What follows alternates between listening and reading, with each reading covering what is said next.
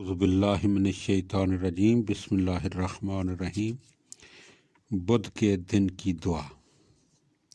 تمام تعریف اس اللہ کے لیے ہے جس نے رات کو پردہ بنایا اور نیند کو آرام و راحت کا ذریعہ اور دن کو حرکت و عمل کے لیے قرار دیا۔ تمام تعریف تیرے ہی لیے ہے۔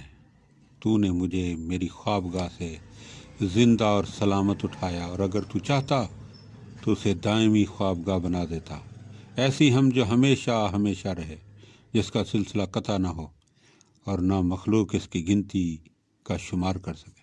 بار الہ، تمام تعریف تیرے ہی لیے ہے کہ تو نے پیدا کیا تو ہر لحاظ سے درست پیدا کیا، اندازہ مقرر کیا اور حکم نافذ کیا، موت دی اور زندہ کیا، بیمار ڈالا اور شفا بھی بخشی، عافیت دی اور مبتلا بھی کیا، اور تو عرش پر متمکن ہوا اور ملک پر چھا گیا۔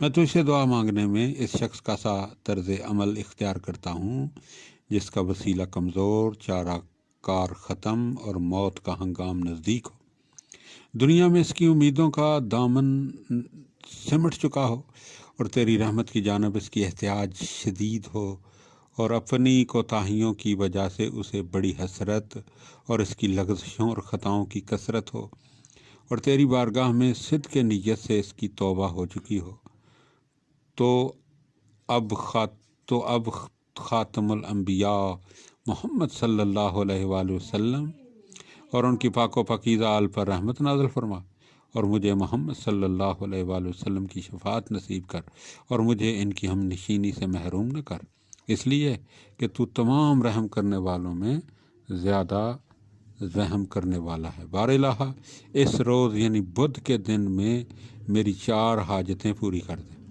یہ کہ اطمینان ہو تو تیری فرما برداری میں، سرور ہو تو تیری عبادت میں، خواہش ہو تو تیرے ثواب کی جانب، اور کنارہ کشی ہو تو ان چیزوں سے جو تیرے دردناک عذاب کا باعث ہیں۔ بے شک تو جس چیز کے لیے چاہے لطف کو کار فرما کرتا ہے۔ اللہم صلی علی محمد و آل محمد۔